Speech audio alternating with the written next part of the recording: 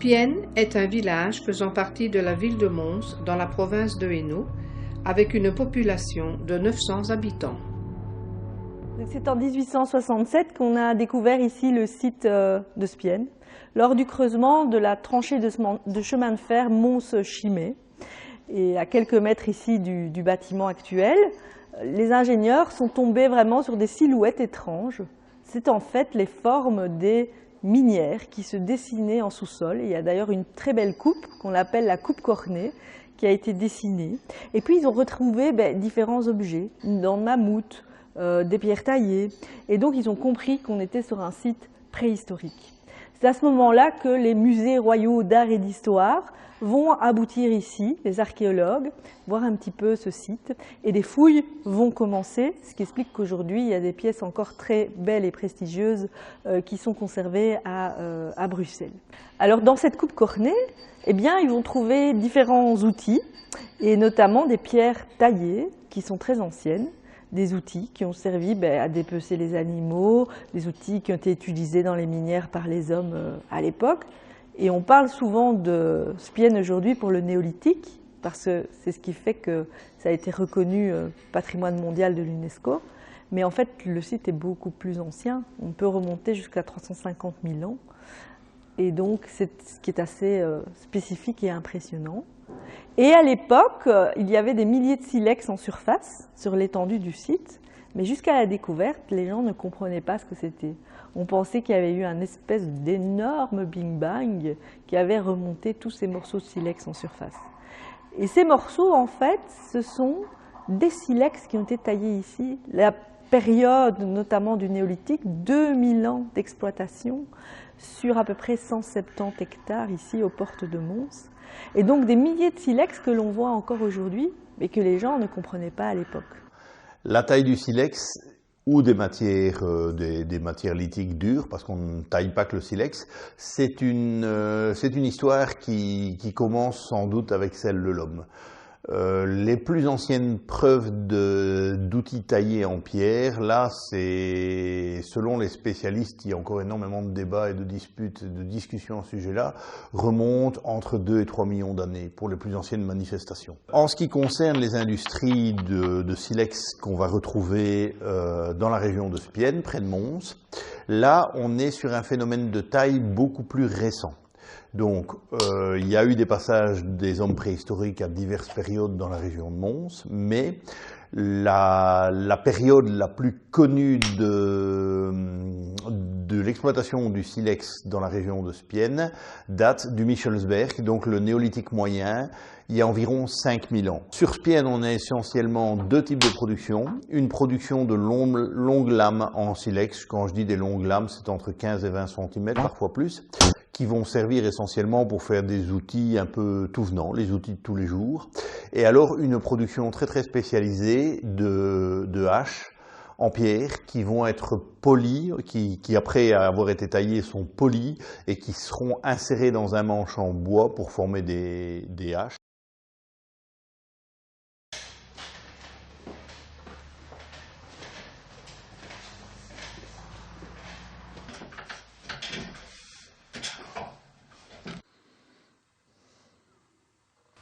Et donc c'est un engin qui calcule les positions spatiales des points que je vise avec un rayon laser. Et donc ça me permet d'obtenir les coordonnées spatiales de ces objets qui sont présents dans la minière. La mine, en fait, vous n'en voyez qu'une petite partie qui a été dégagée par les archéologues. Et ceci, en fait, ce sont les remblais des hommes préhistoriques, des mineurs. Donc ces remblais qui déplacent d'un coin à l'autre de la mine, pour éviter de devoir les remonter et aussi pour sécuriser les espaces déjà creusés. Et donc vous voyez, là on se tient sur le sol de la minière et de cette base jusqu'au sommet, des remblais ont été accumulés pour stabiliser les volumes et éviter un effondrement généralisé. Mais quand les hommes préhistoriques creusent la minière, la craie qu'ils excavent est de couleur claire. Hein, c'est un blanc, beige. Et donc ici, à l'aplomb de la cheminée d'accès, la lumière du jour se réverbère sur des parois relativement blanches, et donc c'est pas de l'obscurité complète, il y a une luminosité suffisante pour que l'œil humain s'adapte. Creuser la niche que vous voyez pour extraire les blocs. Il y a un banc de silex, il y a des rognons de silex là qui ont été détourés par le mineur. Okay. Et donc il était occupé à travailler ici et il devait avoir des remblais qui l'environnaient partout. Donc lui, en fait, il travaille dans un endroit qui n'est pas du tout éclairé. Vous voyez ?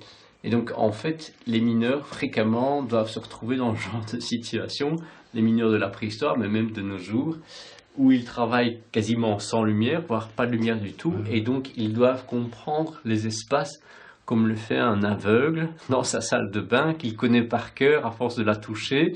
Eh bien, les mineurs développent cette aptitude à reconstituer mentalement un volume sans le voir. Rien qu'au toucher et en se déplaçant dedans, ils enregistrent toutes les informations spatiales et ils finissent par avoir une espèce de carte mentale de l'espace dans lequel ils se trouvent pour pouvoir travailler en fait.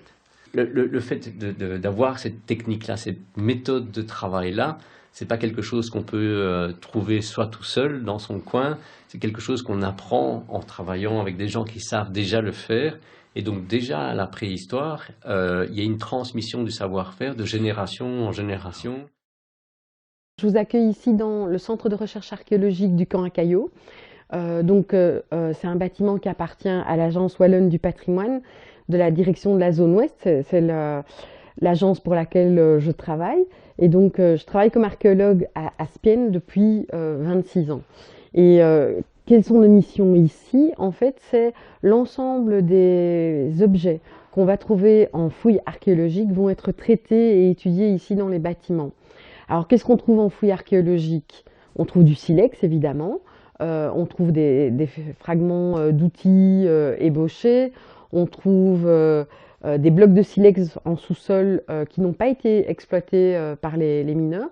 Et l'ensemble de ce qu'on trouve dans la fouille va être amené ici pour être étudié en fait, pour comprendre quels ont été les objectifs des mineurs.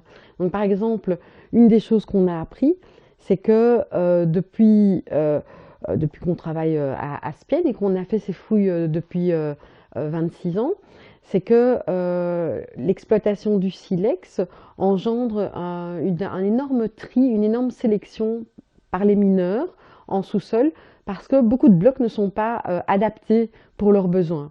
Et donc on peut montrer quels sont les blocs qu'ils recherchent, pourquoi ils recherchent ces blocs-là et pas d'autres. Et en fait, la réponse, c'est qu'ils cherchent des blocs de grande dimension, de bonne qualité bien sûr, mais de grande dimension pour pouvoir fabriquer des haches et aussi pour éventuellement avoir des blocs pour débiter des lames. Donc on se trouve ici dans les minières néolithiques de silex de Spienne, qui sont patrimoine mondial de l'humanité, dans ce qu'on appelle des salles de recettes, là où l'homme du néolithique est descendu pour venir prendre ce silex. Alors ces salles, elles font plusieurs mètres de large. On voit notamment le banc de silex qui passe dans la salle à différentes hauteurs.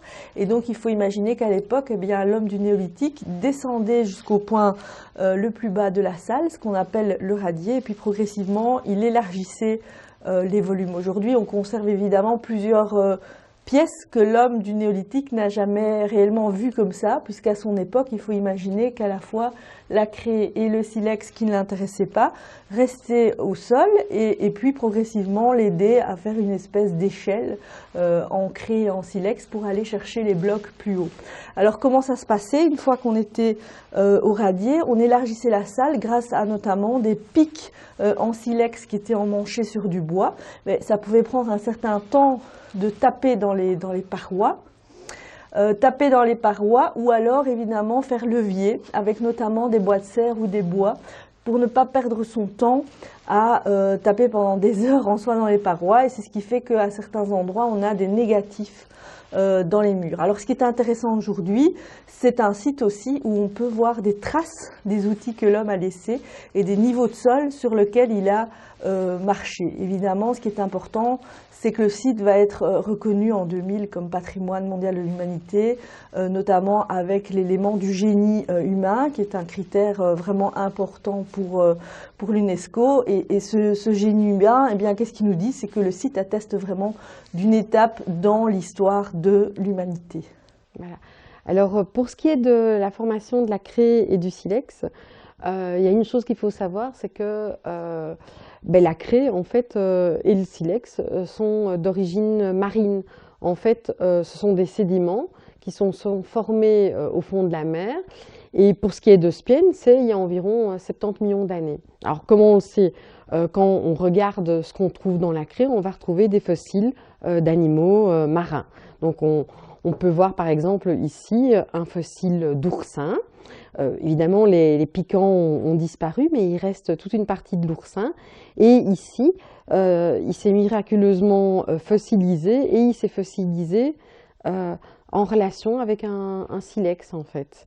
Donc voilà, on a des coquillages. Donc tout ça nous montre bien l'origine marine de ces sédiments. Alors, comment est-ce que ça se forme la craie, tout d'abord? Donc la craie, elle est formée de milliards et milliards de petits coccolithes. Alors c'est quoi un coccolithe? Un coccolithe, c'est une plaque qui protège une algue microscopique qu'on appelle la cocosphère.